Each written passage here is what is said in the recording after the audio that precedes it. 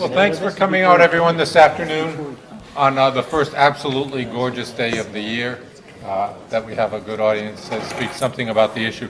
I'm Tom Laney. I'm the director of the McFarland Center for Religion, Ethics, and Culture. And last summer, in response to the Milady Healy Legacy Committee report, Father Burroughs, the president of Holy Cross, expressed his commitment to exploring how the history and meaning of the Crusader and how the name and how it reflects our mission and identity at Holy Cross, particularly in the sense, to the extent that we think of ourselves as an institution open to people of all faiths. After hearing from a number of constituents across the college, we at the McFarland Center decided that it would be good to provide an academically focused entree to that discussion. And really, this is an entree. This is not the discussion. Whatever happens with that comes in the fall, but some way to frame, did I scare you? To frame what's coming ahead and to help us think about that, I think, in the ways we can do best as a liberal arts college. Several weeks ago, the McFarland Center sponsored an event which brought Professor Kevin Madigan of the class of '82. As a historian, Kevin took seriously his responsibility to avoid what historians call presentism. That's to say, he aimed instead to describe the past and the work of the medieval crusaders on their own terms. And I'm grateful for how clearly he did that for us. Today we'll think about some of those issues in ways that our disciplines, different disciplines, help us think about that. So that provided one part of the answer in terms of the history. And as he said, and perhaps a historian can have the first say on that, but not the last say. Just want to introduce the people who are here to help us do some of that thinking. Father John Baldwin is a Jesuit, former trustee, is a professor of historical and liturgical theology at Boston College School of Theology and Ministry. Is the class of 1969. If you haven't noticed, I'll point out that he has a purple tie on, a purple watch, and generally wears purple socks, I'm told, if you get a chance to see.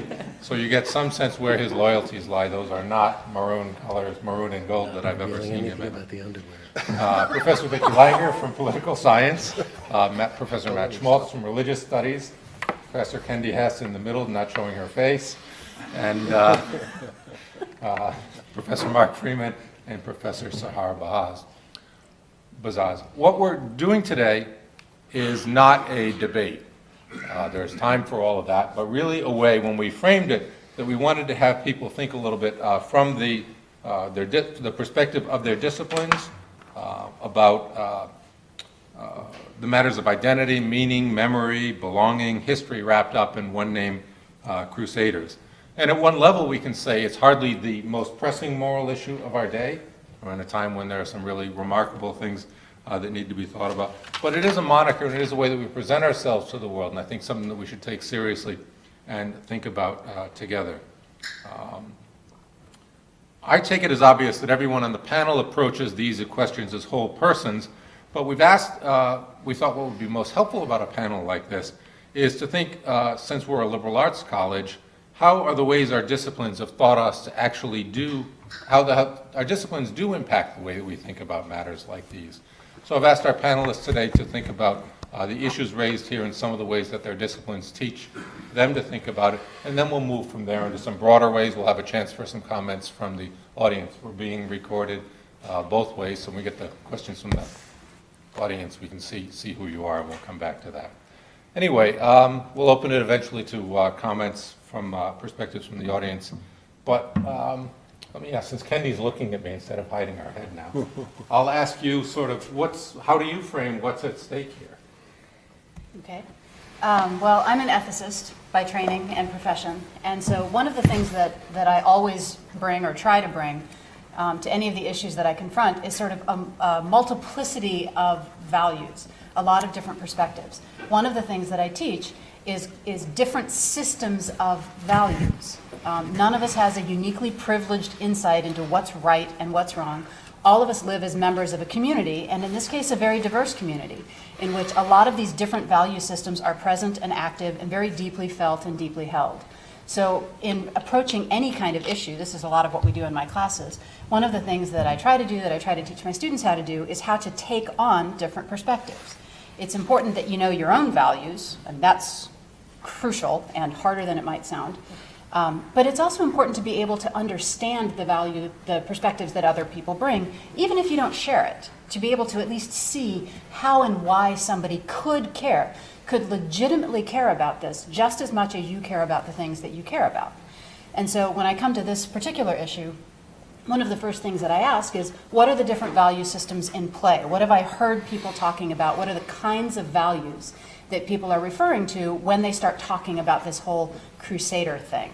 And so among the kinds of values that I've heard referenced, it's all the standard values. It's the same things that come into play in all of the moral issues and all the political issues. So they're pretty familiar. Avoiding harm, that's a classic. Morally speaking, we usually want to not harm people. So avoiding harm, respecting and supporting human dignity. This is the Kantian system. This is the Enlightenment. Safety and belonging. These are important values. Identity and integrity. And community and tradition. That's a smattering of the values that people are bringing to these. Now, all of these are legitimate values. Not everybody is using all of them. Not everybody cares about all of them equally. But all of these are present in the discourse. They're certainly all present in our community. And I think it's really important that even if we don't personally ascribe to some of these values or we don't give them priority, that we're able to hear them when other people are referring to them and acknowledge them as legitimate values. Things that human beings have traditionally turned to in an effort to govern the ways that they talk to each other, the ways they treat each other, and the ways that they live together. So my first thing about this is to be cognizant of the different value systems that are in play and of the fact that all of them are real and that they're all present and that they're all deeply held for some people in our community.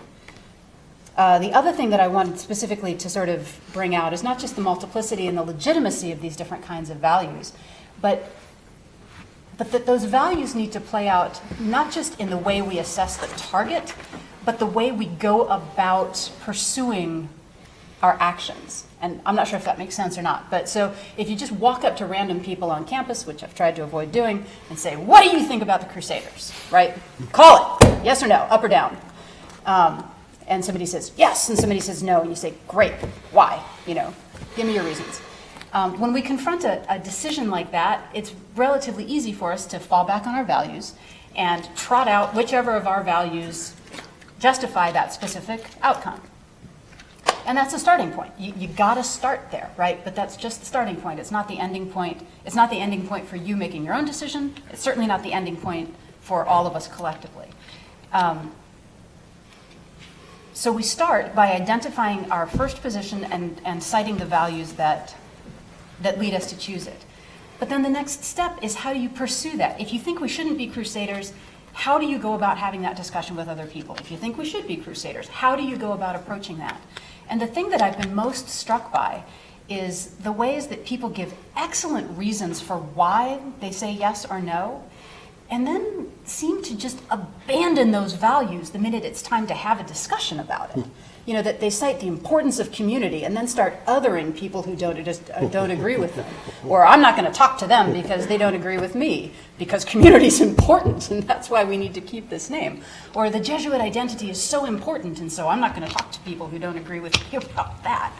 And so that's the kind of thing that I think I'm most concerned about here.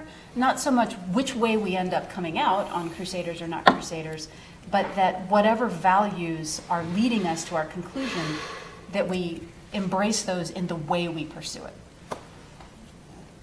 it. So questions around othering. Yeah. That whatever your values are, bring those to the process as well as to the conclusion. So some people might say, and maybe for anyone, that in fact that the name Crusaders is a process of othering, that when we're choosing it, there's a kind of an us and a them, and that's at the core dilemma to it. You're shaking your head yes, Sahara's shaking her head yes. Is that central for either of you as a problem? Is this should I start saying what I was supposed to say, or shall I? Well, you can answer whatever, but Well, no, I mean, yes, I do think, this gets into the question of interpretation. What does history mean to people, right? And the Crusades happens to mean very different things to different people. And increasingly, I unfortunately wasn't here for the talk of Professor Madigan, so I'm sorry if I'm repeating anything that he said, but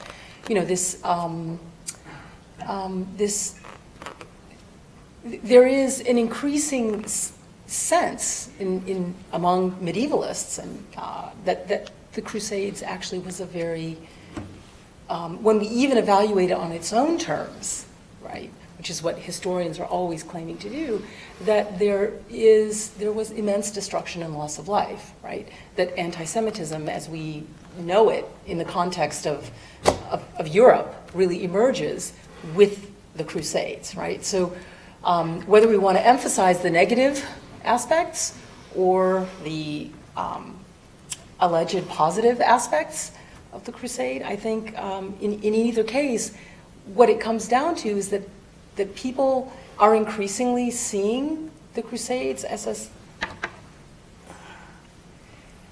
something to be reevaluated, or a series of historical phenomena that need to be reevaluated instead of valorized. And besides that, I think that there are, and I know that there are many people for whom Crusader evokes a lot of anxiety about othering, about being separate, about being not included, right? Because it is a story, in some senses, about taking something back that is ours, right? The Holy Land. So that's sort of a long-winded response to your question in relation to what Kendi was saying. Right. Yeah, I'm particularly fortunate this semester to have a really great class, Religion and Violence, and we've been talking about some of these issues, and just to give you an example of how provocative it can be, we were talking today about whether or not the Irish Republican Army could be understood as a Catholic terrorist group that, based upon blood sacrifice that worked both mimetically in the temporal realm and also mystically in the supernatural realm, or at least so it was intended. So everything kind of gets on the table in this course, and we have talked at great length about the Crusader issue. No one in the class wanted to valorize or praise the historical reality of the Crusades, which involved tremendous loss of life, massacring of combatants and non-combatant Muslims, massacring of Jews. No one wanted to affirm those kinds of values. But the question was raised whether or not you can separate out the symbol of the Crusader from its historical context, and whether when we're talking about symbols, or totems, we're talking about something that inheres in the symbol or its impact upon us. And as a thought experiment, a student raised a very interesting issue. I went to a high school, he said, where the devil was the mascot, okay? And I told him I would say this, and I told him also that people would chuckle. But for evangelical Christians, for traditional Catholics, that's a sign of othering, okay? And also, the response would be, well, we don't intend it, as something that is related to the devil, historically understood either within the Christian or the Islamic tradition. But in doing so, what you're doing is you are separating out the symbol from its discursive context and historical context. So the question would be, for me, in approaching this, is that it's really important, obviously, to reflect upon our own values and how we imbue this particular symbol with our own values, fears, and experiences. But that the discussion needs to move also to thinking about, as a community, how we can rethink or consider the kinds of images that we hold precious as reflecting the values that we hold precious. And sometimes the connection between history and the image is not necessarily the only criterion by which that discussion should move forward. John? that's it. John deals with symbols, so the word Right. symbol, I'm sure. I teach sacrament and liturgy, so I deal a lot with symbols, and I can piggyback on what you said, Matthew. I think that's right on target, because symbols do get a life of their own. So I think to get stuck in the historical context of the Crusades might be a mistake. I understand that it's got resonances and meanings. I mean, since I've been thinking, since Tom asked me about this a couple of months ago, my thinking has been all over the place about this. The basic thing I think right now is I'm very happy I don't have to be in your shoes next year in trying to figure this out. But when I think about symbols, I do symbols are by their nature multivalent. They mean an awful lot of things. We bring ourselves to them. And they're very different. When I teach sacraments, I try to distinguish between sign and symbol. And I usually, it's kind of a pedestrian example, not to pun, a stop sign. A stop sign, you know, is a red colored octagon with the words STOP in the front. And, well, a stop sign connotes something to you. It denotes, I should say. It denotes that you should stop. You better stop that car, otherwise you might run into somebody or you might get a ticket. Okay, that's a pretty much a one-to-one correspondence. But if you lived, as I did for many years in Berkeley, where I first met Father Burroughs, you'd go down the street and sometimes you'd see on stop signs, "Stop wearing fur," or "Stop eating meat." So then the stop sign had turned into a symbol, right? So what a symbol does is it implicates you. It makes you come to a decision. So the various ways that we approach something like the name Crusader is going to draw us into it with some kind of commitment. And I think it's good if you can step back from that and question your own values and listen to other people, to really engage in dialogue. From what I've been reading, from the little I was able to watch of Kevin Madigan's talk, what I just read in the Crusader now, and some other things, I realize there's a lot of passion around this, and people have lots of commitments. And I think it'd be great just to put those on the table first in as calm and rational a way as one can, is, I think, a great way of approaching this. Can I say something about my historical? Sure. Because I am also a historian of the liturgy, and I was thinking the Crusades have a very different meaning for me in terms of my being a liturgist. Most of my work in the historical realm has been on three cities: Rome, Jerusalem, and Constantinople. One of the reasons for the Crusades in the first place was the destruction of the Holy Sepulchre in 1009 by the Caliph Hakim. That was one of, I don't think Kevin Madigan mentioned that, but that was one of that was part of the impetus for the anger in Europe over this, because the holiest places of Christianity had been destroyed. What's there now, the so-called Crusader Church, is very different from what was there before. The second is the Fourth Crusade that we rarely talk about. The Fourth Crusade never got to Asia Minor or to the Middle East. It stopped in Constantinople, where the Venetians and their allies, the French, completely destroyed Constantinople, took it over for about 60 or 70 years, and forever destroyed our relationship with Eastern Christianity, or at least up until now, has destroyed our relationship with Eastern Christianity. So those are just two factors that enter into a discourse among many possible factors. Vicki? Yeah.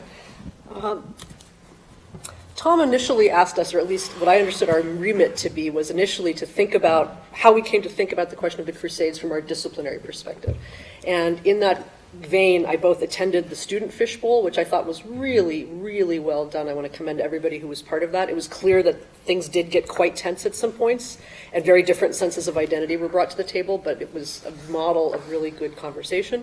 And then I watched Professor Madigan's talk, so I've kind of been part of both of those, or witnessed both of those.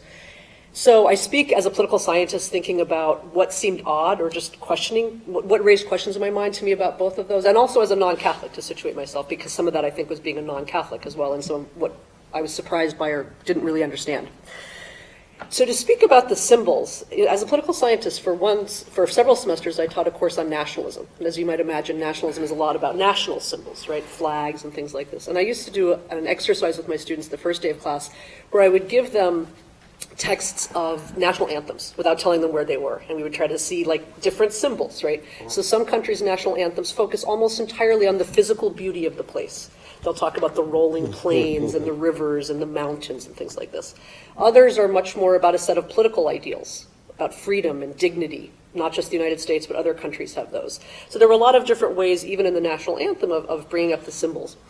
And in the student fishbowl, one thing that really struck me was among the students who strongly defended the use of the Crusader, it seemed to me, and I could have misinterpreted this, but it seemed to me that it wasn't so much that they were necessarily making an affirmative defense of the Crusades as something that we would be proud of today, and I'll circle back around to that as a political scientist, how I think of that, but more a real sense that Catholic identity at the college, in general, was not where it should be and needed to be increased, and they kind of saw those two as connected.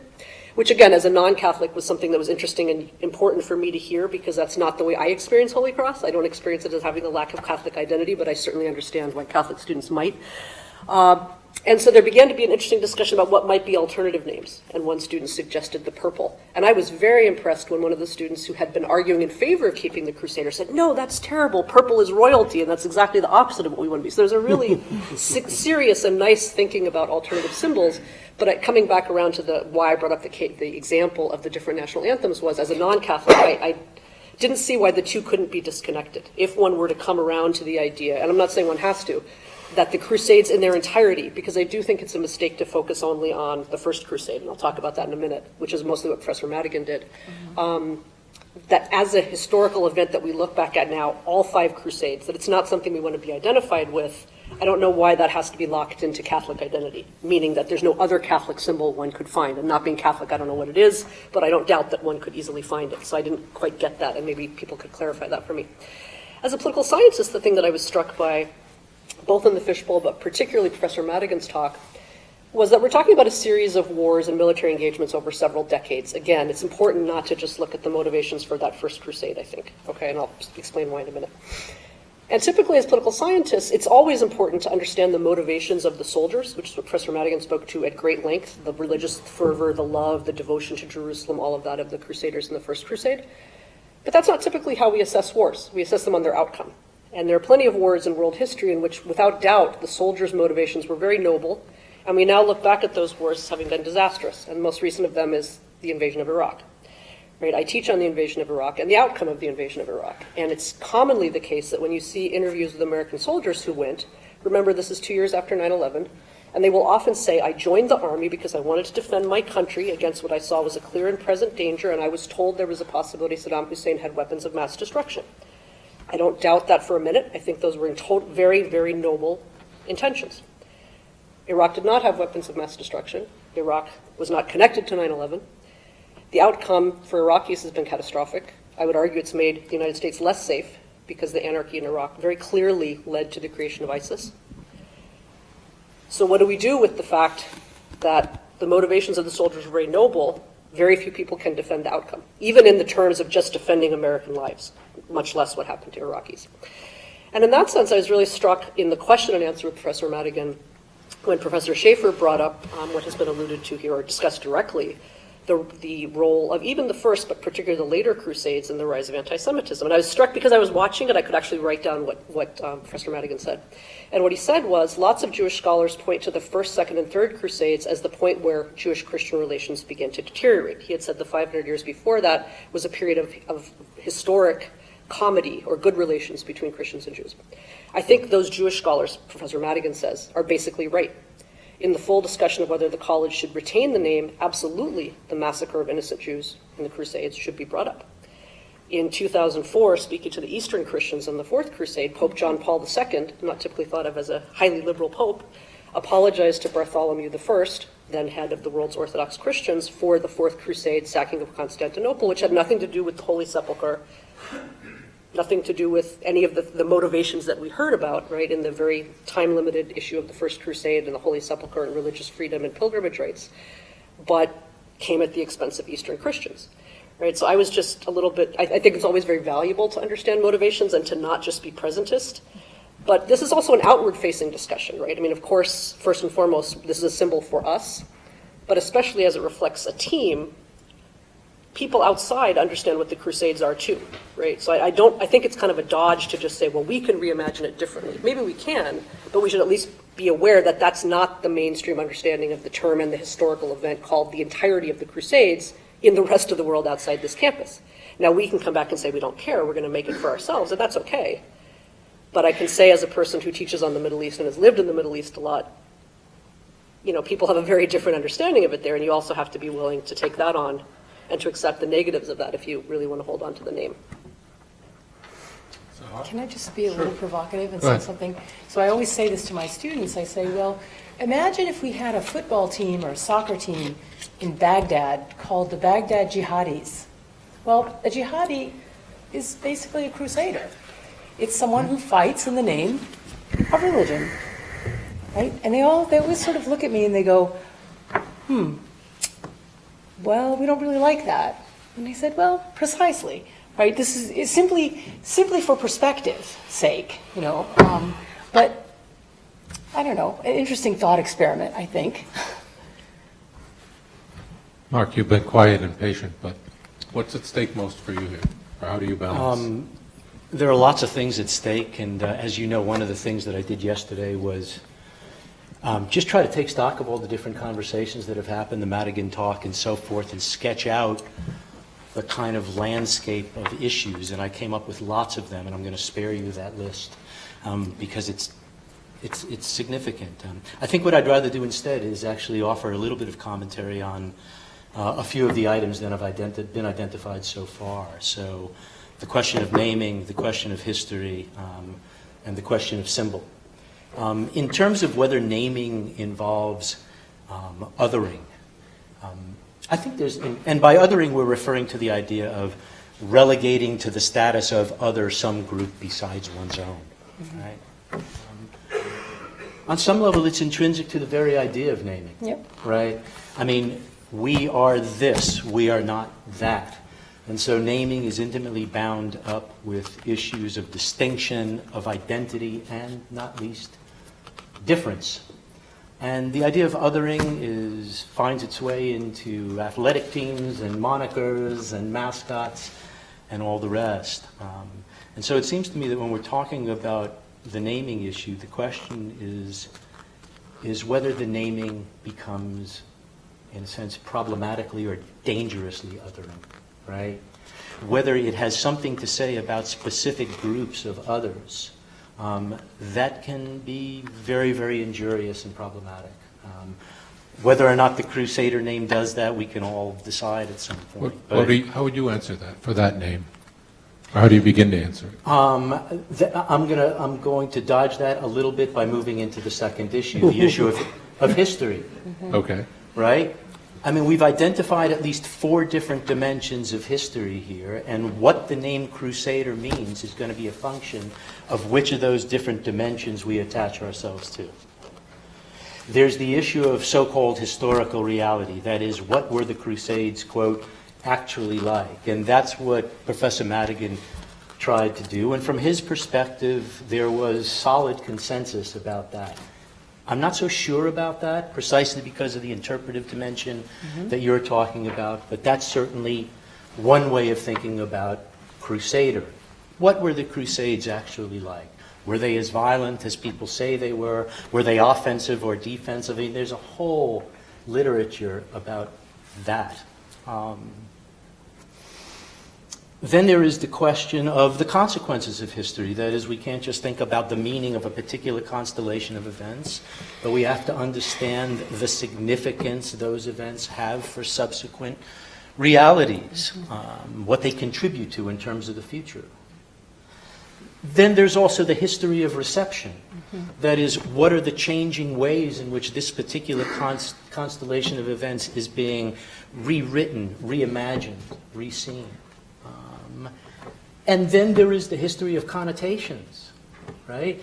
And so one of the debates that's gone on has to do with whether or not we ought to look to the historical reality in order to settle this thing. And some people have said, no, it has contemporary meaning. We need to look at the resonance, and people might be offended by it, irrespective of what happened when.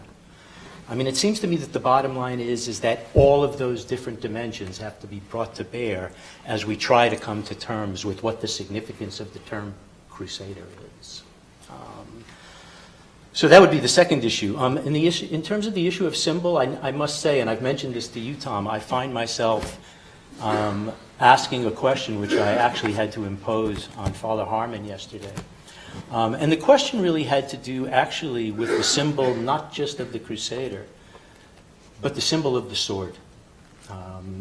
And that's more tied to the mascot, and we don't have to think of the sword and so on. But it seems to me a prominent symbol, understanding crusader from a certain angle.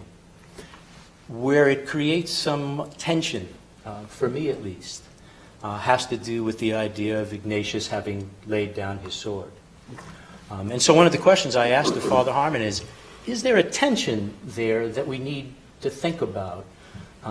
Is there some sense in which the Jesuit order, and maybe this is something that John might address, in which the Jesuit order moves in a different direction, in a sense moves beyond a certain image of the crusader, and begins to adopt a different kind of value. Now what Father Harmon said in response to that question was, it's not clear whether Ignatius laid down his sword for, quote, personal reasons, or whether that itself was taken to be a symbol of the emergence of the Jesuit order. So I'd be interested to hear what people's thoughts are about that. But I guess if you wanted to ask me what's ultimately at stake, it's the question of whether the symbol, the image of the crusader, resonates sufficiently with, is in keeping with our deepest values, beliefs, and ideals. And whether or not there could conceivably be other ones that might do better to articulate and make manifest what seems to be most significant to this community. We'll stay with the issue of the sword, maybe. I know you have something, but what, John, how do you think of it? I mean, certainly the era when the society used it to talk about itself was an era when it conceived itself in much more militant and military terms. Well, than it does subsequently. I'm very happy to be corrected by any of the other Jesuits who are here, but I never thought of the sword as a major feature of what happened with Ignatius. I've always taken it as a sign that, or an indication that he was leaving behind a life of the soldier for a completely new life, and just letting himself go, letting all of that go for a new life. But I mean, as you were saying that, I realized, he was very much a person of his own time. Subsequently, he goes to the Holy Land and he runs into a Muslim, and he's about to kill the Muslim for saying bad things about the Virgin Mary. And luckily, the horse goes in the other direction, and thank God he doesn't kill the Muslim. So he's a man of his own time. So I think you just have to let him be a man of his own time. And I've never thought the sword loomed large for Jesuits. But let's say even now, as a Catholic, in terms of images of Catholicism, tying the sword theologically to the church, where does that leave you? So the image of the sword sort of carrying with the crusader. Horrified. Okay. Well, Yeah, I mean, my immediate reaction would be horrified. Whenever I've run liturgies when the Knights of Columbus want to draw their swords at the institution narrative, I always say, absolutely not. Keep those in your scabbards. There's no place for them in church. But no, I mean, I mean, the sword is a symbol of violence, so. I mean, the symbol behind the Crusader is the cross, which we haven't even mentioned yet. That's where they got their names from, right? As Kevin Bannigan said, the cross that they wore on their bodies. So, and I assume that's the most important reason that the college adopted this in 28 or something.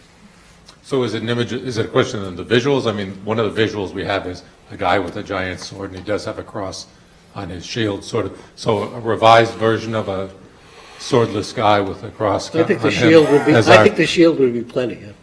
Yeah. Myself. Matt, any thoughts as a Catholic on the theology behind that and the representation? Well, I think that it's really problematic, and the shield is good enough for me. And you have to remember, obviously, that this is the last image or something like it that a lot of people saw before they died. So I think, though, a theological rethinking of the symbol or the symbols that we embrace as a community is really, really important. And I really like the way Mark laid out the nuances in such a discussion. I happen to be an Amherst College graduate, and my dad taught at Amherst College. And I think Amherst College has provided the perfect quintessential model for how this process should not be done. There was basically a poll of alumni, and I voted against the Lord Jeffrey Amherst image with some reluctance, but I was finally comfortable with it because of what Lord Jeffrey Amherst planned to do and did do. Which was? Infest blankets with smallpox. And, So as to kill off Native Americans. right, and so I was okay with voting against that. And then we were presented with a slate of new mascots that we could vote for. So there was the purple and white, okay? So, there were the Fighting Poets, which did have a very vocal and combative minority group of support. Accordingly. And the Mammoths. And the Mammoths won, okay? And so it was just done by vote, and it's important for alumni and members of the community to have some sort of direct input. But there was no kind of broader discussion about what was going on with this. Whether this was just a public relations issue, whether it had to do with political trends in the United States, whether it had to do with the history of Amherst College. And that discussion was totally absent. So I think the sessions that we've been having are good lead-ups. And I'm very confident that Holy Cross, whatever we decide as a community and how we understand, the input, will not do what Amherst College did, which was to essentially reduce this notion of symbology and so forth to a very, very crass and crude process that had no relation to a liberal arts education. Uh-oh. Mark? Just a quick footnote to that. I mean, another point of difference, it seems to me, in terms of the Amherst situation versus Holy Cross, is that Amherst is not a religiously affiliated college in the same way that we are. And so, there are colleges and universities that name their teams, the Squirrels or the Chipmunks or the Lions or whatever. It's virtually immaterial what it is that they're called. They're looking for something snazzy and engaging. But one of the things that people have brought up, rightly, is the fear that if, in fact, we abandon the Crusader, we'll somehow be de-Christianizing or de-Catholicizing the college. And so it seems to me the stakes are higher here because we're talking about the religious identity of the school. And I guess one thing that I would want to put on the table is that if, in fact, it does change, whatever the change should be, it's going to still have to bear the weight in some meaningful way of the college's Catholic and Jesuit tradition. Now, whether there are other monikers and other symbols that could do that equally well or even better seems to be an important issue. But I think we would abandon the clear Catholic and Jesuit nature of the imagery and symbolism at our peril. So I'd also say that there's a way that some of us as Catholics are as uncomfortable with the choice, I guess, is where it's going. It's not simply sort of something we do because other people perceive it in a wrong way. Kendi? Well, see, I think that's part of what's most exciting about this opportunity, and it's come up a couple times in some of the discussions, is that our mascot or our moniker, I've never used the word moniker so many times in my life. I looked it up yesterday. I know, what does this actually mean? Anyway, but the choice of a symbol that represents an institution, or just simply revisiting the question of the symbol that already represents your institution, is an incredible opportunity to start articulating what the institution means, what its values are, what matters about this institution, what's distinctive about this institution. Absolutely, the Catholic identity is going to be central to that, right? But what else, right? What are the values? Have they changed over time? Have we become a different institution than we were 80, whatever, 90 years ago, the last time we did this? Who are we now and what matters to us? And having a discussion about that, where we come up with, this is who we are, this is how we understand ourselves, this is how we want to represent ourselves to the world. Do that. I mean, that's a valuable discussion to have no matter what happens, but come up with something like that. And then talk to the artists, talk to the poets, talk to the creative people and say, make me a symbol for this. What would it look like to symbolize who we think we are, rather than just starting out with something that we have and seeing if we can sort of shoehorn ourselves into it. And maybe we'll come up with a new Crusader. Again, that's not to say that we don't end up there. That's not a decision in one direction or another. It's simply opening the possibilities with the values and starting there, instead of starting with the history and feeling trapped by it. Like just one more question there is when you say, it'll need to embody Catholicism, and I'm thinking of Matt's course on Catholicisms. One issue that's immediately going to come up, of course, is who's Catholicism, and whether or not there is, in fact, enough of a common ground, a tradition, that we can come up with something that is truly shared, communal, and so on. I think it's a worthy challenge, and I actually think it's going to be a very, very difficult one. So how do we think about our deepest values there, like what they are? How do you begin to articulate those? Somebody said to me, I can't jibe that image with the men and women for others and some of those notions that we've got as our deepest values. No, I don't know if, people said, or Dorothy Day is a crusader for justice. I don't think we can be the Dorothy Days up there or side of our bus or something, but how do we, what are those? Contemplatives in action? Contemplatives in action?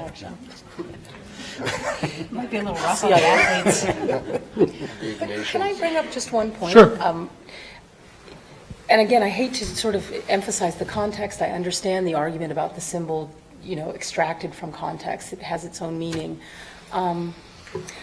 But we do live in a context, post 9/11 context, in which there is Islamophobia, right?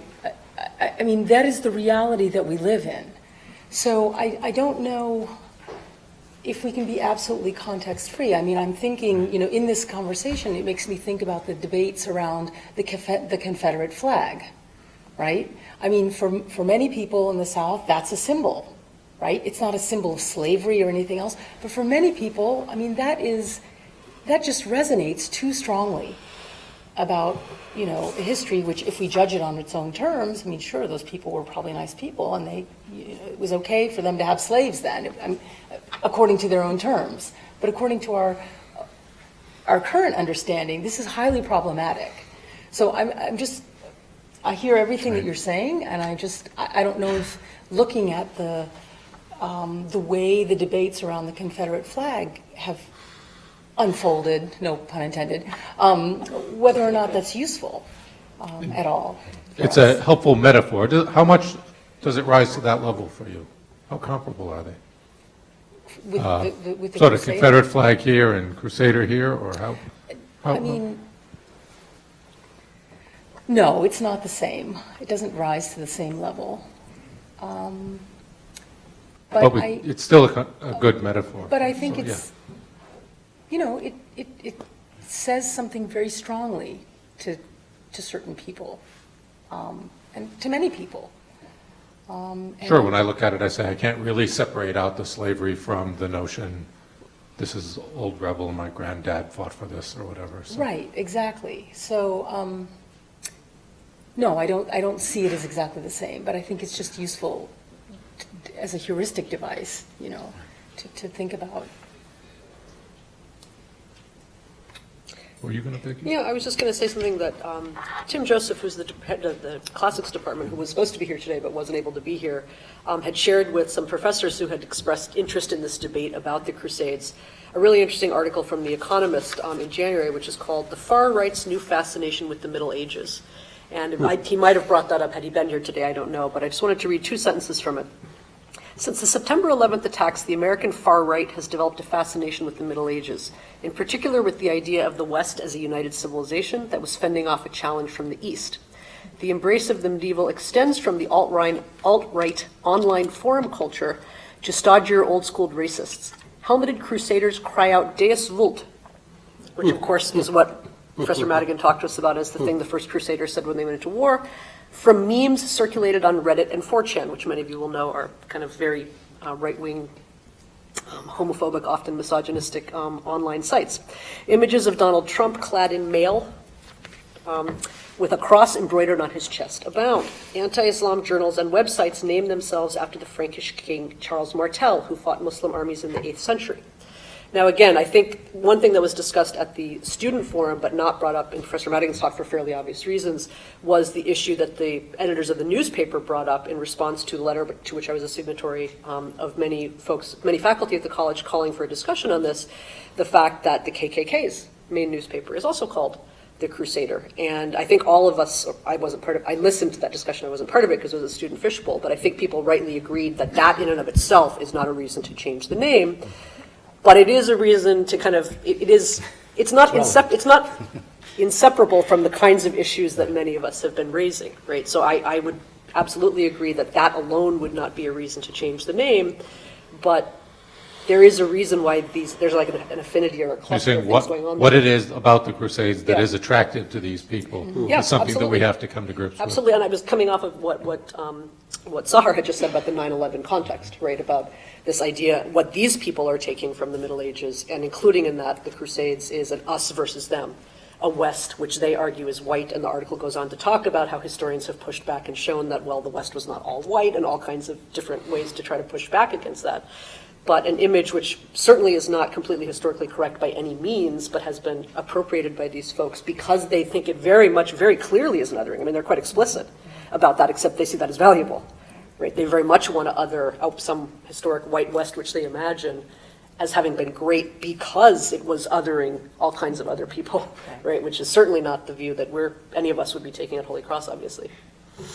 And then, of course, I think just to sort of put it out there, if you look at groups like Al-Qaeda or ISIS, they run with this metaphor as well, right? So on one hand, we have the alt-right talking about or appropriating this history, and we also have other radicals from the other side who are also appropriating the same kind of discourse, and that that suggests something to me about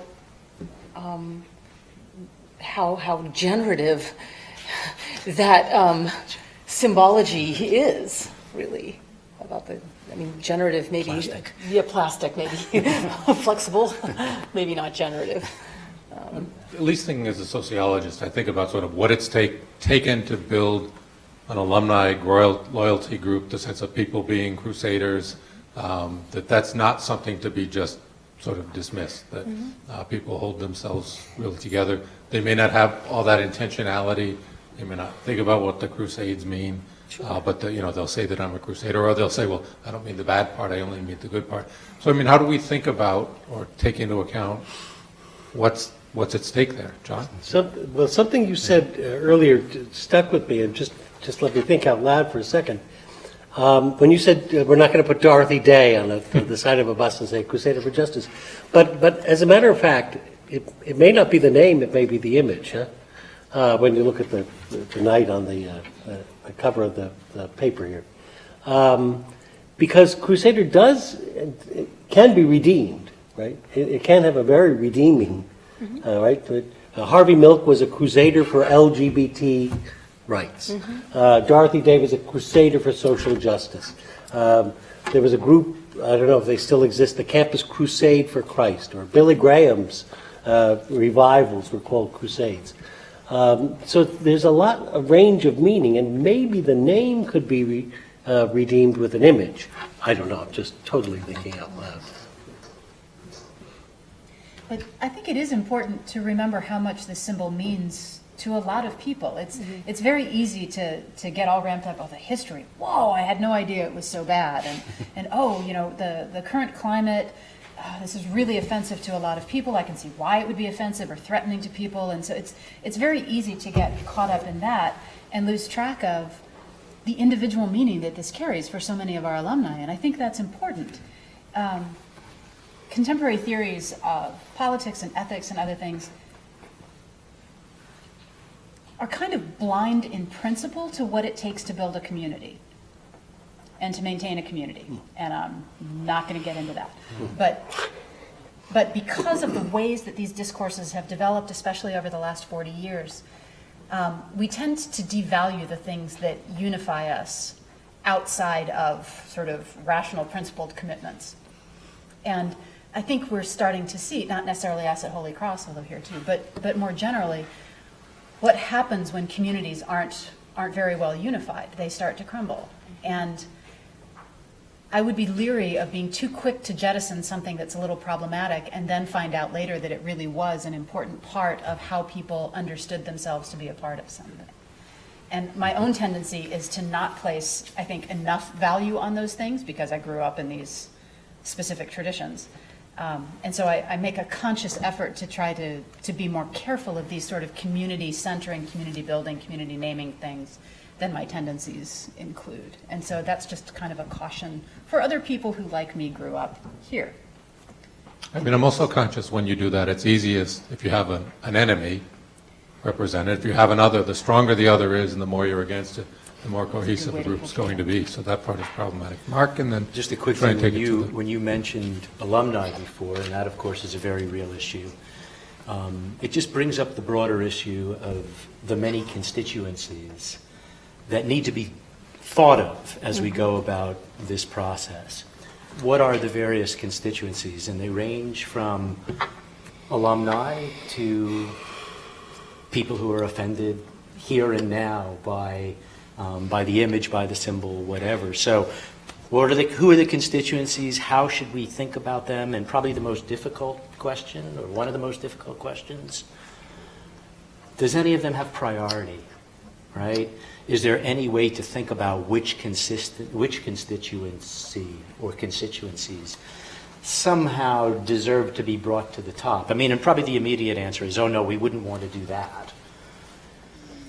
But in the end, it's probably going to happen in some way. That is, how are we going to establish an appropriate ordering of constituencies based on our deepest values and so on? And that, I think, is going to be another very hard conversation to have. I mean, I think despite what I said, I think a part of what we're saying, we are being for others. And Right. there are very different ways we might perceive Crusader and others perceive it. And again, when we come back to those core values, we say we want to be for others. Right. Are there people in the... Geez, the Jesuits are jumping right in there, so... So just say who you are, please, and use the mic and all. I'm Jim Hayes. I'm one of the chaplains, class of 1972. I like to say John was a senior when I was a freshman. So, you know, on the seal itself, our motto is In Hoc Signo Vinces, which refers to Constantine's taking the sign of the cross at the Battle of the Milvian Bridge. And, you know, not only does Ignatius lay down his sword, but he lays down his shield. So the shield is pretty important. And I understand that La Storta, where Ignatius saw Jesus carrying the cross, that spot is very near the Battle of the Milvian Bridge. So again, this idea of the cross is so important. So maybe this is crazy, but why don't we just change the name from Crusader to put an X instead of an S? And then we'd focus more on the symbol of the cross than the Crusades. Interesting. Mike Rogers, class of 2002, Jesuit, chaplain. And in the context of the question that I'm going to ask, I'm the newly named athletic chaplain. And I think one of the things that's interesting as I listen to this conversation is that we're talking about the different constituencies that are represented. But the one thing that didn't come up was actually the place where this is most commonly used, which is to say, up in the Luth Athletic Complex. And I wonder if one of our values, say we're going to get rid of the Crusader, if one of our values is finding something that doesn't actively other people, that's actually what a sports mascot does. I mean, that's practically what it does. It says, you know, who are we, to quote the cheerleaders, who are we? We are Crusaders. And at Boston College, you say, you know, let's go Eagles, beat whoever. And so I guess I just wonder about the practicality of the conversation in that context, given the way in which these symbols are used. I guess what I'd ask you, use BC versus, no, one of them Crusader, there's an us and there's a them. I don't know, Eagles, yes, it's a mascot, there's not a kind of, I don't know if they're mice or something which would be endangered or exactly what, but how we think about that, because I think ours in particular, someone mentioned Spartans before as another us versus them. Oh no, and I'd agree, but I think if we're talking about setting a mascot, a new one, and saying one of our values is we're not going to other people, I'd say, well, that maybe isn't a practical consideration in this context. So you think Eagles, others, people in a comparable way? Okay.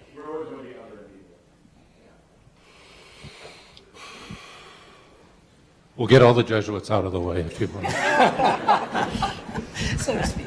I'm Father Earl Markey. I've been here at Holy Cross 40 years as a graduate of Holy Cross. Okay. I just wanted to make an observation on St. Ignatius and the sword. I'll start from the back. The sword, his placing at the feet of the Blessed Mother at the monastery of Montserrat, was a turn from militarism in his life to the cross, the Holy Cross, and that's what it became. So the cross is the ultimate symbol. Now, Ignatius, as you know, was a military man. In the Battle of Pamplona, was wounded, went back to his home and recuperated. And while he was recuperating, he asked for something to read. There's not much to read except the lives of the saints. And now he has a conversion. So that sword represents the past. The conversion is now his whole life searching for his true desire to serve God. Now, he was injured in battle.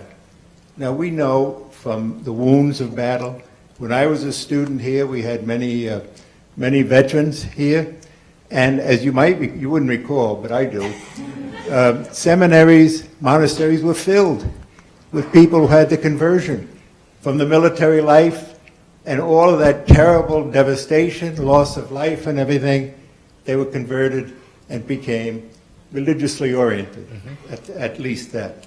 So I just wanted to make sure we all understood that Ignatius's sword became something that's now, I think, on display in Barcelona at the Jesuit residence, but it really was a turning to the Holy Cross. Right.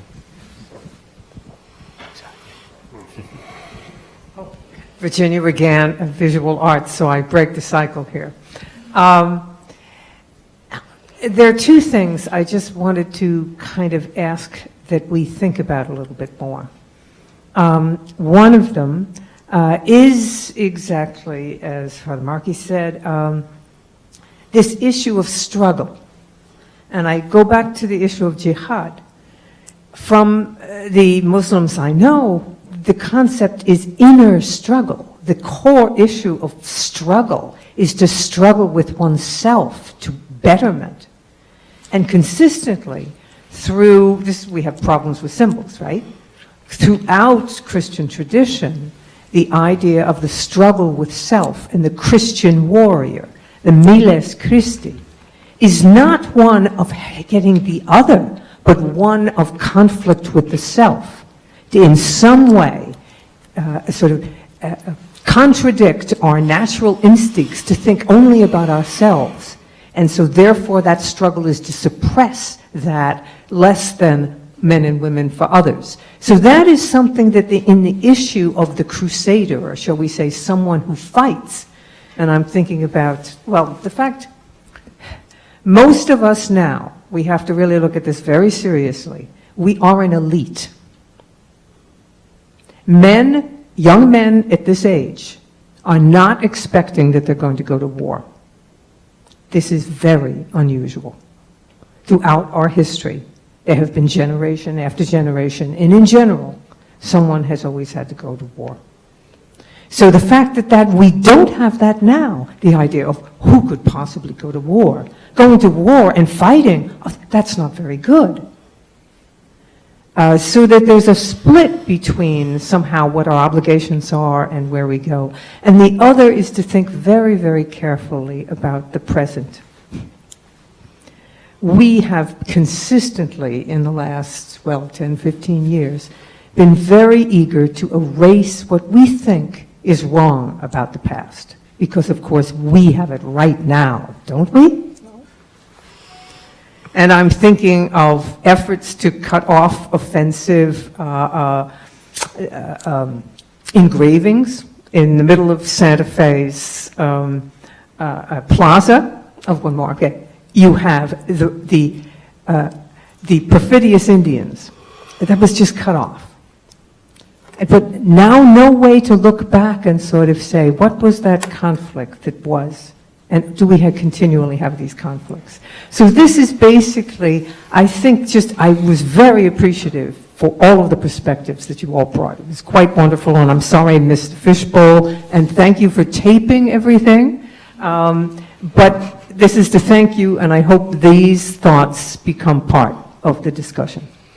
Can I respond to that? Please. Or say something to that? That I was going to say in my comments that I don't think this is the end of this conversation. This conversation will happen again in another 50 or 100 years.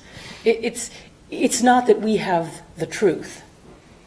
It's not that we know it. It's that history, again, I'm going from, as a perspective of a historian, history always, even when we try to read it on its own terms, always is related to our present. And our present is going to change. And hence, and our present has changed from the moment when the Crusader became the mascot or the moniker, right? And it will change again. Maybe it will, maybe it won't. But I think this conversation will happen again somewhere down the line. Is it inevitable that if you take a mascot or a symbol, and we're talking about it in all sorts of multi-inflected ways as a symbol, but basically we reduce it to something pretty, it's a cartoon guy or a girl and a cartoon character doing something with a sword. I mean, can we take the Crusader image or any other image we use and make it anything other than a sort of simple black and white, here's what I project on it, or are we overthinking what can be done with the mascot?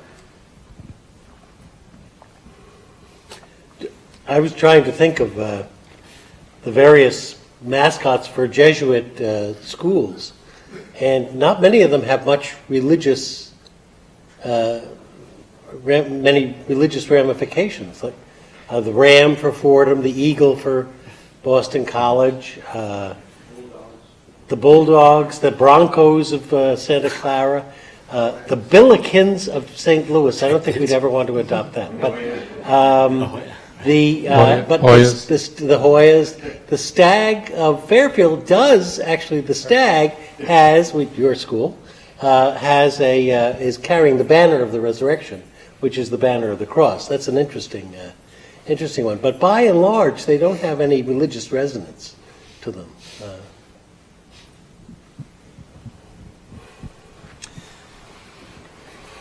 So we can't go in that direction. So I think, hi, I'm Emily. I'm a senior here. I think a lot of this conversation has been really appropriately about how do we enter into this conversation and what is at stake in the conversation, which was something that was perhaps kind of missing from the student fishbowl, where we just have a tendency to dive right in. But I'm wondering, eventually we're approaching a kind of binary question of, do we keep a Crusader mascot or do we change it? Unless we have a Brooks Crusader or something. And I'm wondering if there's a way for us to approach this conversation without, or a way for us to eventually make a decision, to form this conversation in a way where a huge portion of the student body and alums don't feel completely dismissed and disappointed. So I didn't know if there were any opinions about that. Do students feel that way now?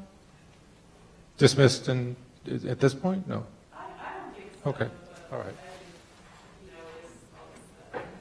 Matthew? Yeah, I would just say that I do know some students who really do feel dismissed. So it is an issue. On both sides of the issue?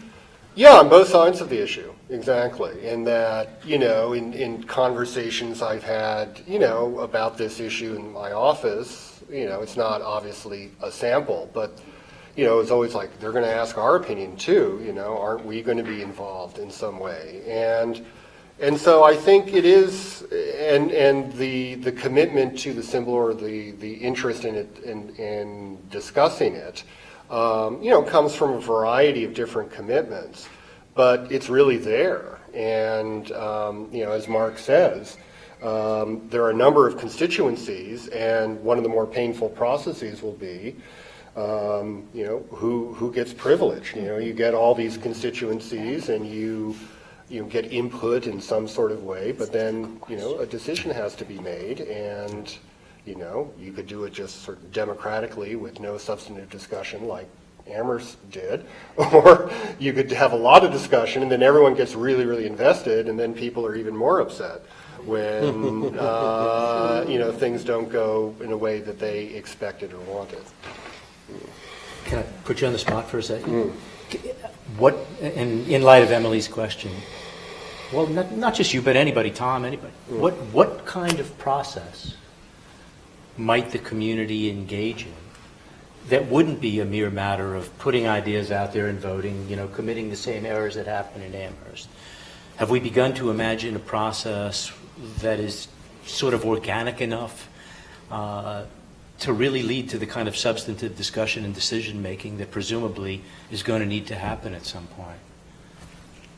I mean, I haven't presumed would to that think look about what the process would be. I don't assume I'll be involved in it, but I think finding a couple of ways to begin to bring parts of that conversation out there that people can watch it online, and we hope that the people who think about it and vote about it do that after watching at least some of these and whatever things come along, but at least hope to demonstrate that it's been a thoughtful process that is going to have, that is about comparative losses and gains and dilemmas, and that there's, John? Yeah, Tim Joseph were here, he could speak to the alum factor as well as I, but it seems to me the alums should certainly have something to say. I think people want to be heard, right? I presume think that's they a very will. important value, that people are honestly heard. I think my suspicion is that you'd get a huge variety of reactions from alumni, a huge variety. People I've spoken to already, I get the whole spectrum of opinions or attitudes toward this. But I think people really do want, I think the worst thing would be if people weren't really heard. I don't know what that says to the process exactly. Hi, it's Frank Velaccio. I'm the Senior Vice President. I guess one of the things that I worry about when I've been thinking about this issue is that sometimes you open a door and you immediately find yourself in a room where there's another door you have to open. And I think if we start talking about the appropriateness of the Crusader, it's hard to have an argument around that isn't going to bring up the notion of the symbol of the cross and the connotations that has to people and its meaning. And whether, in fact, the arguments one's going to use with regards to Crusader are not arguments that are then going to be relevant to the question of our name, the College of the Holy Cross. And whether I really want to enter a door that then brings me to that door facing me. Because I can't imagine that conversation being one that we can easily engage in. You think, we say that we could easily engage in. Why do we have to go to one given the other? I just think I see it hard to raise arguments around the name Crusader that aren't relevant to the symbol of the cross and the name Holy Cross. It seems to me that the arguments, I mean, sure, there'd be some subtleties between them, but I think that they're there. I guess, I mean, at least what I'm hearing mostly has to do with the origins of the Crusades, of the violence being committed. The crucifixion was a violent act, but it was against Jesus.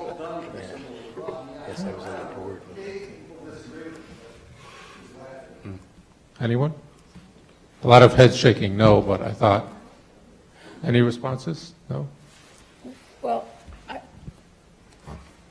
I would just say that, I mean, I hear what you're saying, you know, the idea that this is a domino effect will occur as a result of this, but I think if we start thinking in those terms, then, I mean, we won't have any conversations about anything. And I think that, you know, you cross that bridge when you get to it. So, I mean, that's just a strategy thing, I think, that I disagree with. I think one shouldn't be afraid of the domino effect and therefore not have the conversations.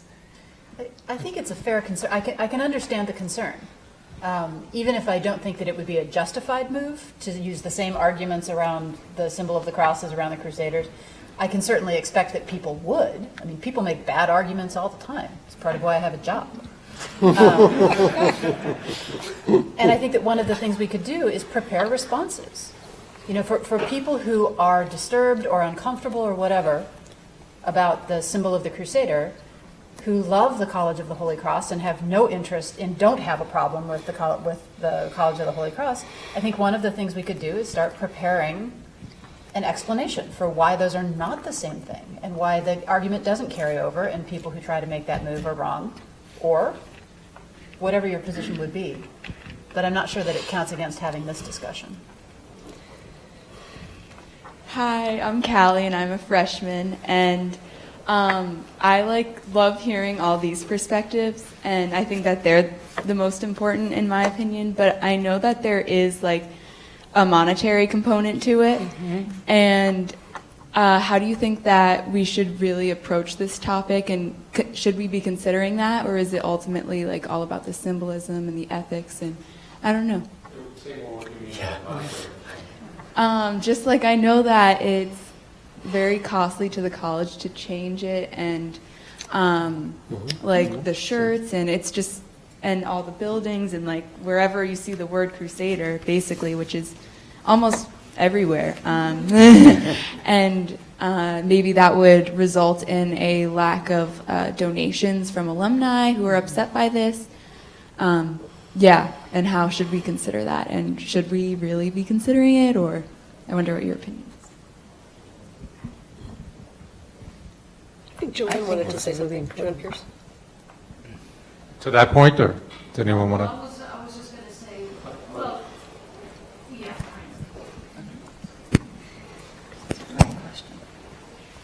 Thanks. Oh, I'm Joanne Pierce, Department of Religious Studies.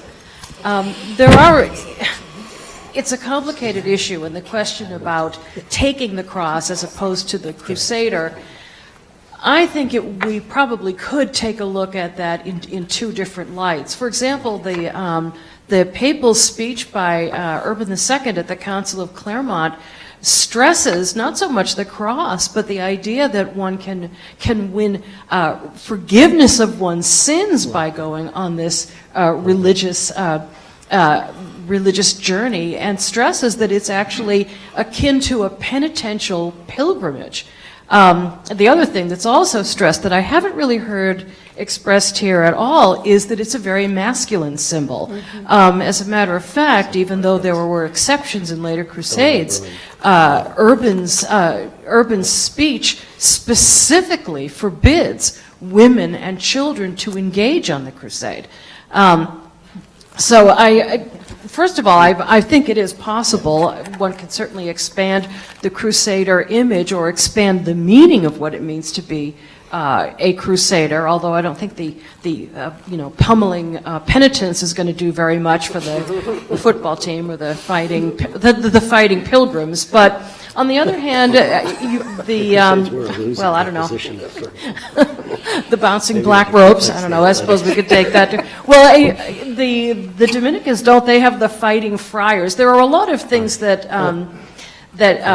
can be stressed in this, but one of the things that does disturb me personally about the Seders is that it is more than many of the other symbols, at least that Jesuit colleges have. It really is a very crystallized and a very specifically oriented symbol, as opposed to eagles or rams or, what is it, billikens, or we don't even know what a Hoya is. And I went to Right, Georgetown, exactly. so, okay, thank you. Of course, I wear my thing.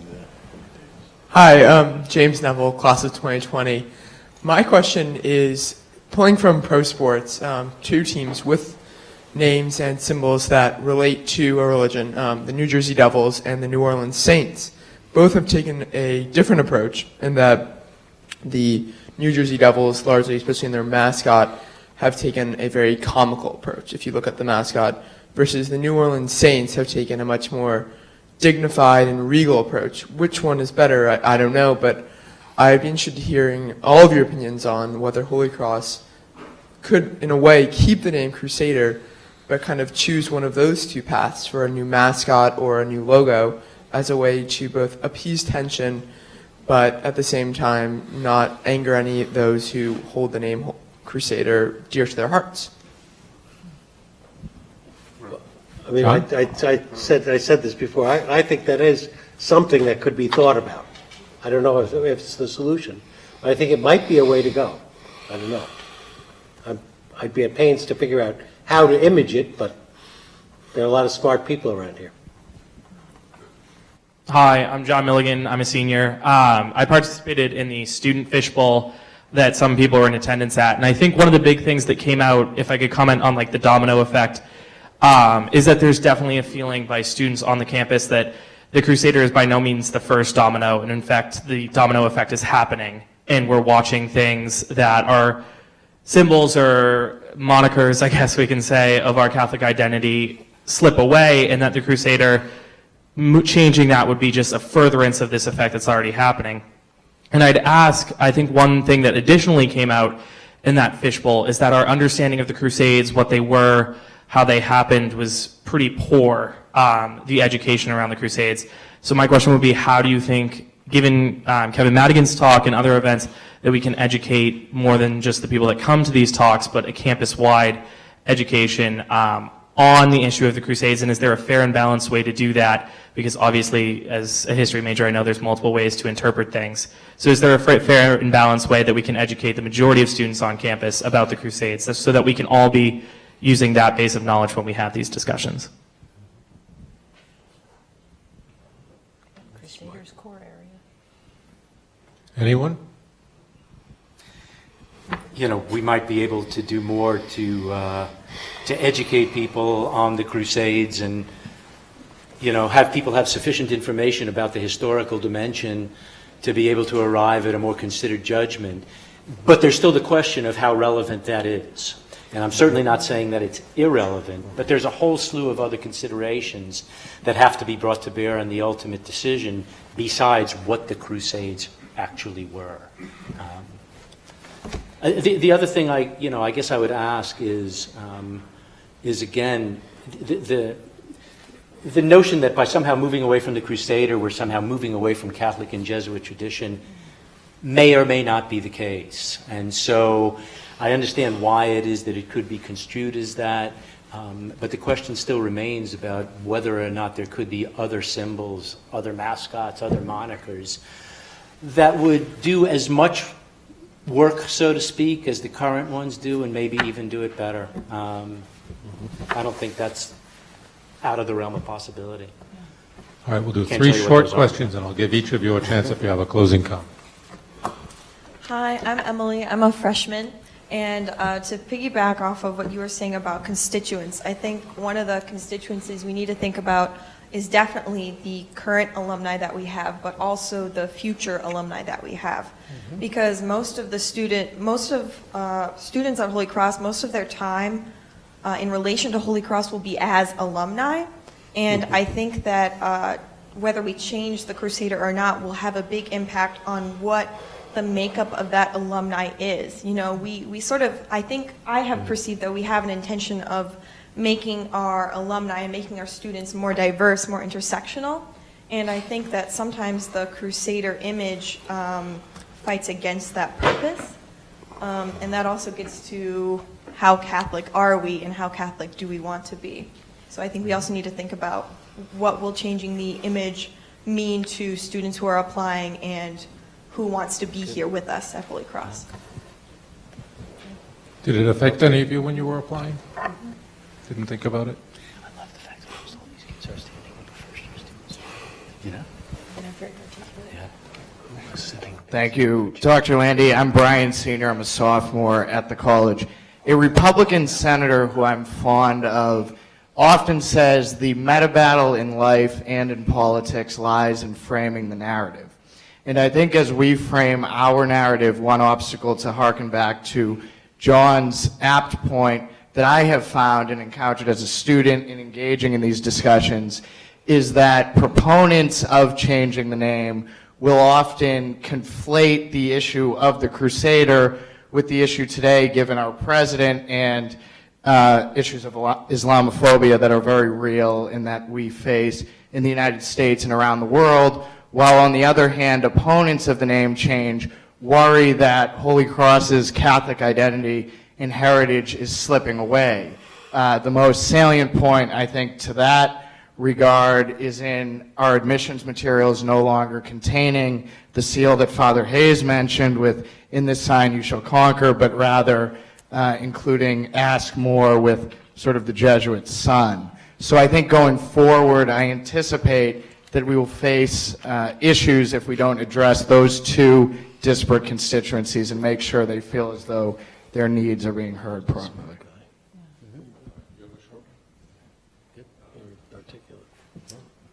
Rob Bellin in biology. I don't want to make this long comment because Tom told me I can't. But to give a context, that 16 years ago, when I applied for a position at the school and then was offered the job, the pro-con list, the biggest con on the con list was that the college called itself the Crusaders. And for me, and that was actually as a Catholic, raised as a Catholic, and went to a Benedictine Catholic school in Minnesota. I was very worried about what it meant to go to a Catholic institution that tied itself to a part of the Catholic history that I had a lot of worry about, why the school was binding itself to that part of the history. Plainly because I see Catholicism being a very broad thing with a lot of very meaningful parts. And so I worry a little bit when we say that we're automatically losing our Catholic identity if we move away from a symbol like the Crusader, because I think there's a wealth of identity that is Catholic. And I can just say that 16 years ago, it made me worry about the school's identity as a Catholic institution to be binding itself to that type of image.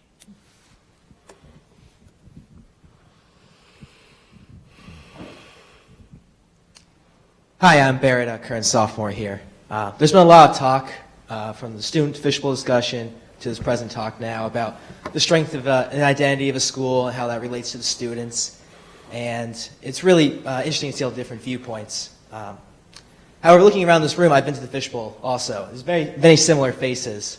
However, if you look outside the whole bowl right now, you'll notice there's many more students just playing Frisbee, even though apparently there's this huge debate going on our campus about what it means, how important identity is. And just to share a quick case study here, I know it's a very small example. I was walking down to the discussion here. I invited some friends from my floor to accompany me. And they said, "No, I don't really care. It's chicken parm night. I just want to get there before the line forms." So I was wondering if this whole mascot discussion is just, does it really represent the center of the bell curve of the entire student population? Or is it just two extremes, making mountains out of molehills, if you will? Chicken parm. The last word from any of you? You can answer any of those questions. You can come in something we missed. To that point, I would certainly agree, and this is sort of where you started us off, that this is not the biggest issue facing anybody on this, hopefully. Well, actually, if your life is so settled and you are so unaware of the larger world that this is the biggest thing on your horizon, then we should get together and hang out because you are very zen. I don't think that any of us is trying to suggest that this is the most important issue that we'll face as a community. But I think it does matter, even if it's not the most important thing. And sort of to go back to where I started, I don't think it even matters so much for how we end up resolving this, because as Emily pointed out, we will. There's a binary here. It either will change or won't change. So one way or another, something's going to happen. or not happen. But I don't think that that's the most important part. I think the most important part is the kinds of discussions that we can have around that topic. And to the extent there are people who don't want to participate, that's fine. You know, they hopefully are participating in other issues that they're more concerned about. But for those people who are interested in these kinds of questions of identity and value and community, I think it's important that we provide a forum in which they can share those. Sahar? Can I just out myself as a non-Catholic here? And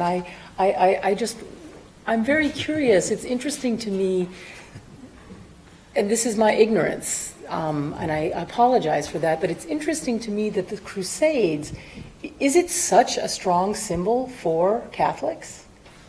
I would not say so elsewhere, no. So, part of it's the weight of history that we've got it here, but other places, they're not having, Fairfield is not saying we should get rid of the stag and we should have the Crusaders, or, those debates aren't going on. It's just a weight of history here and a choice, but I would say, as a Catholic, but anyone else? Yeah, I would just like to, affirm what has been said in a variety of different contexts, that Catholic identity or Catholic identities and the various ways in which that identity or those identities are experienced or perceived is an important ongoing discussion. It's not like sort of a final thing where everyone decides, well, okay, these are the boundaries and so forth. And in that discussion or in those discussions, it's really important for faculty to listen to students. Absolutely. John? And as you say that, if this is an opportunity to enter into that conversation about the Catholic identity of the institution, then it could be a real plus. Need not be the kind of dangerous thing that Frank Palaccio was talking about. Need not go that way. It could be a healthy way of getting into that conversation. What is a good way of talking about this school and its Catholic identity? What's a good way to do it? Vicki, Mark, any last? Just in terms of the mechanism, I had my hand up a little while ago. It was more of a question of clarification. Having attended the Fishbowl, this was obviously convened by the editors of the paper, and the topic there was the name of the paper, right? And it was always somewhat interesting to me that these two had to be the same thing, right? I went to Berkeley, which is, the paper's called the Daily Californian, the school, the team is the Bears. Now, obviously, if one were to decide on balance that the Crusades themselves are historically problematic enough and othering enough, certainly intellectually it doesn't make a lot of sense to, for example, change the newspaper name because of that and keep the mascot name. Clearly, intellectually, they seem like they should go together, but there's no necessary reason they have to go together. And the reason I was thinking of that again was the mechanism, and anybody please correct me if I'm wrong, but I would imagine that the newspaper as a student organization, students and alums could make that decision, whereas clearly the mascot decision would involve the trustees and many other people, and hopefully would be done by much more than a ballot, but even just the people who would make the decision would be different. So I just want to throw that on the table, unless I'm mistaken and someone can correct me. Thank you to each of you. I would say, from here, we'll see where the process goes, that we've raised the issues, and I think just, that on a campus, if we're using something like the Crusades in an unexamined fashion on a college campus, that in and of itself is problematic. So the opportunity to look at that, to invest that.